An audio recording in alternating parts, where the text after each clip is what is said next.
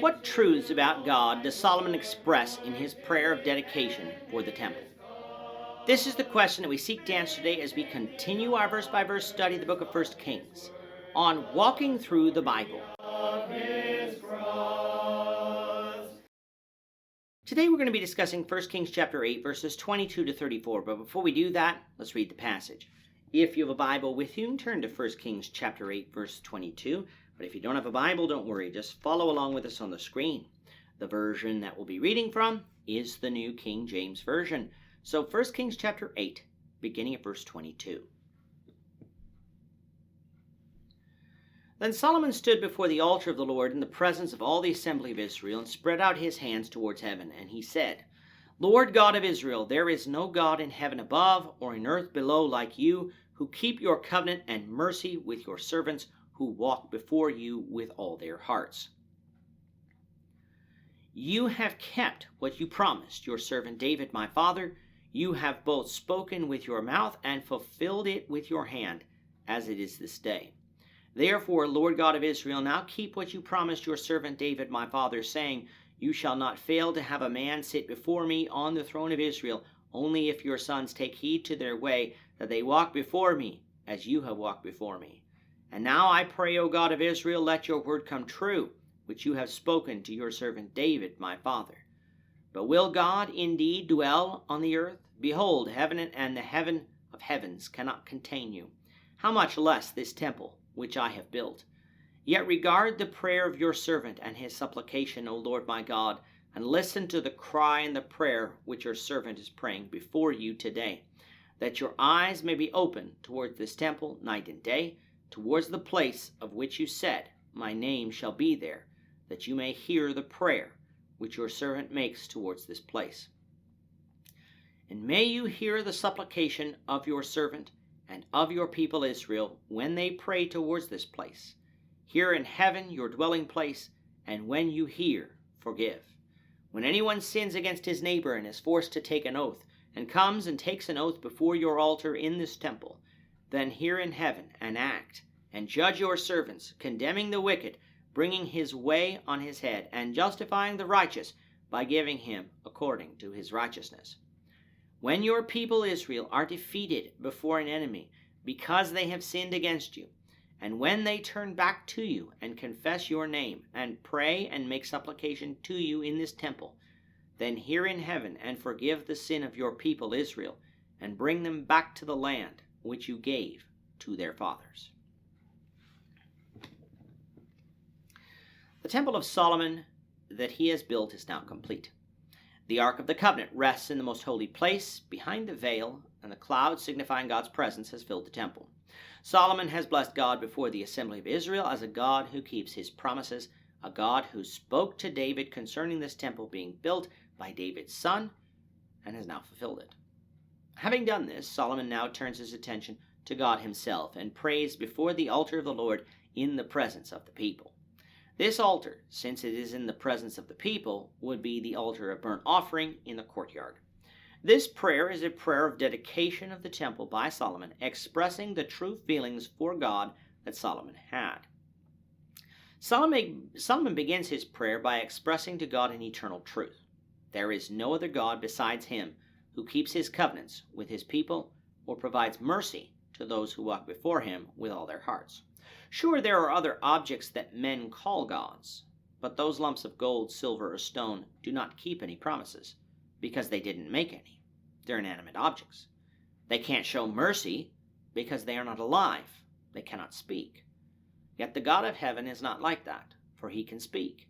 He makes promises and keeps them. He extends an offer of mercy to the faithful and grants it.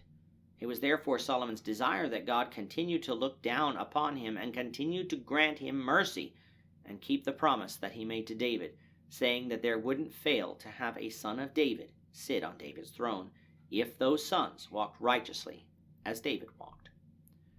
Now, from later on in this book, we're going to find that by this time, Solomon would have had the son who would succeed him, Rehoboam, because Rehoboam was 41 years old when he began to reign, and Solomon reigned for 40 years, or about 40 years.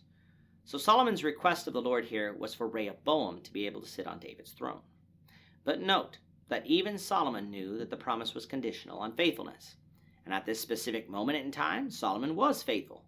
But later on, we know that Solomon began worshiping other gods. And so we'll see how that fact affects the promise of God made to David when we get there in a few chapters. Solomon, though, was confident that God was a God who kept his promises, and would, in regard to this promise made to David as well, he would keep that. But since the true God of heaven is not like the false gods that men and women make, another truth is that he cannot be contained by any temple that man can make him. With false gods, you build a temple, place the idol in there, and the building contains the idol. The true God cannot be worshipped by things man makes. He is not an idol. He is spirit, and as spirit, an earthly building cannot contain him. He resides in heaven, his spiritual abode.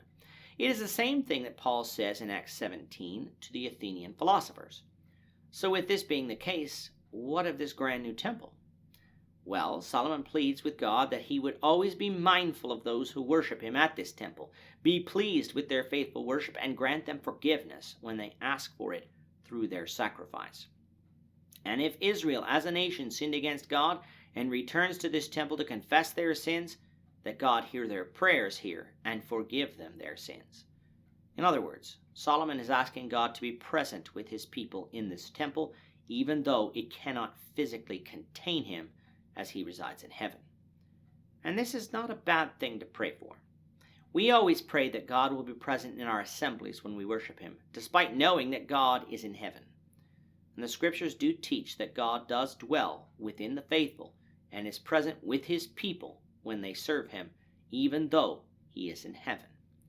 Solomon is therefore not asking God to leave heaven. He is asking him not to forsake his people, which God has promised not to do if his people walk faithfully. Now, to some who might quibble with Solomon, asking that God forgive their sins even though Jesus hadn't died yet, we need to remember the promise of forgiveness of sins was extended to the Hebrews who were faithful, who offered their sacrifices according to the law.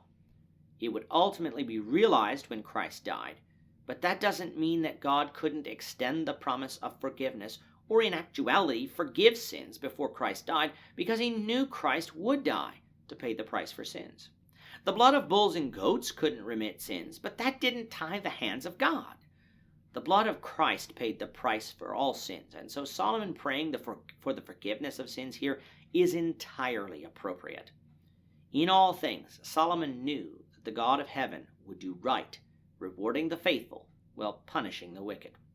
We'll continue with Solomon's prayer of dedication, the Lord willing, in the next lesson. With that, our time is up for today. The Lord willing, we hope you'll join us for tomorrow's discussion of 1 Kings chapter 8, verses 35 to 43. As we continue our walk through the Bible, one verse at a time. Thank you for watching today's episode.